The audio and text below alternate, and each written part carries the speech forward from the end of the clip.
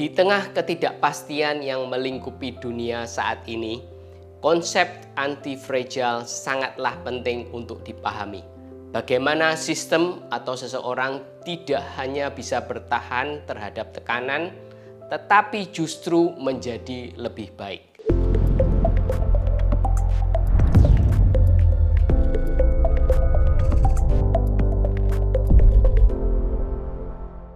Saya Dr. Tony Setiobudi, spesialis bedah tulang dan bedah tulang belakang di Mount Elizabeth Hospital, Singapura.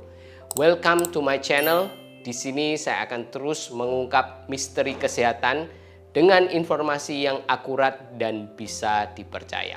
Konsep anti-fragile diperkenalkan oleh Nassim Nicholas Taleb dalam bukunya yang berjudul Anti-Fragile: Things That Gain from Disorder. Berbeda dengan resilient yang hanya mampu kembali pada posisi semula, tekanan yang sama pada anti-fragile malah meningkatkan kualitas, kekuatan, dan kemampuan seseorang atau sebuah sistem.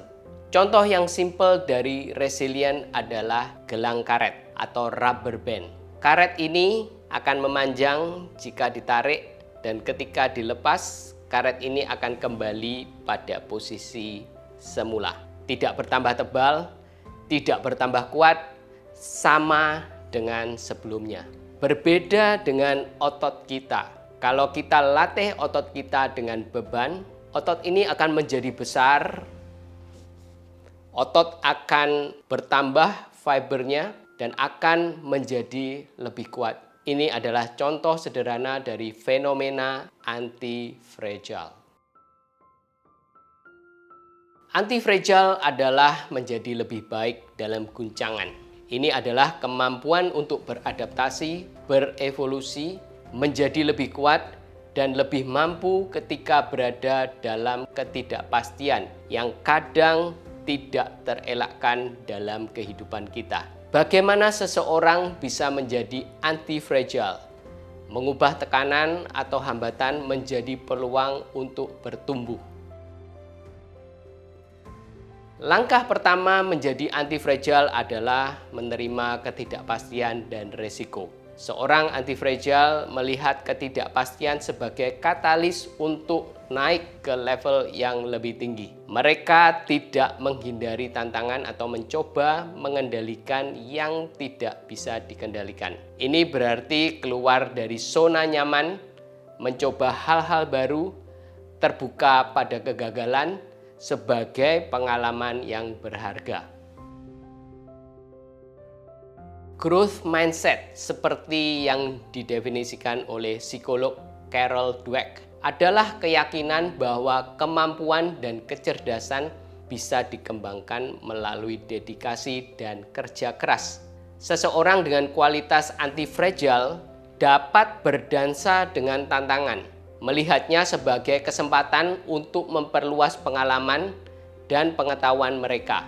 Growth mindset mendorong resilience dan flexibility yang adalah kunci dari anti-fragile.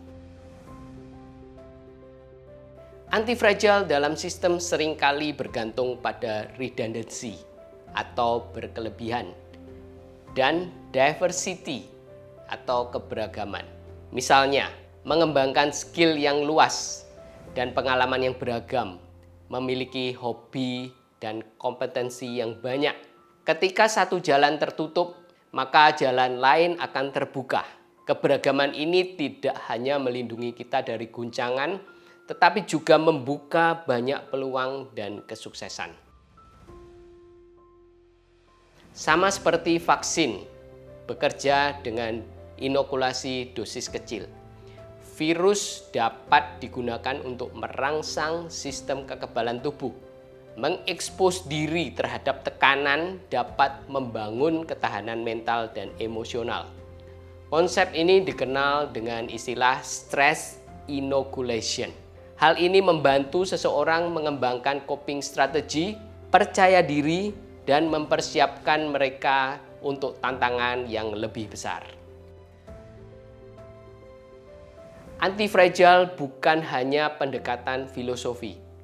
Kebugaran fisik punya peran yang sangat penting. Olahraga yang teratur, diet yang seimbang, dan istirahat yang cukup tidak hanya memperkuat tubuh, tetapi juga meningkatkan kesehatan mental dan ketahanan emosional. Tubuh yang kuat dan sehat mendukung pikiran yang tangguh, memungkinkan seseorang untuk menghadapi tantangan dan tekanan dengan lebih baik. Seorang anti-fragile melihat kegagalan bukan sebagai hambatan, tetapi sebagai batu loncatan. Setiap kegagalan memberi pelajaran yang berharga. Dengan mempelajari apa yang salah dan menyesuaikan, seseorang dapat merubah kegagalan menjadi kesempatan. Menjadi anti-fragile adalah proses menerima ketidakpastian, belajar dari kegagalan, dan selalu berpikir untuk maju. Hal ini memerlukan perubahan paradigma untuk melihat tantangan sebagai kesempatan dan kegagalan sebagai pelajaran. Dalam dunia yang selalu berubah, anti-fragile memberikan jalan bukan hanya supaya Anda bisa selamat sampai tujuan, tapi bertumbuh di tengah kekacauan. Dengan pola pikir yang menganggap tekanan sebagai kesempatan untuk meningkatkan diri, kita semua dapat belajar untuk menjadi tidak hanya survive, tapi menjadi stronger, lebih kuat. Terima kasih telah nonton video ini. Jangan lupa subscribe, like, dan share video ini ke teman-teman yang memerlukannya.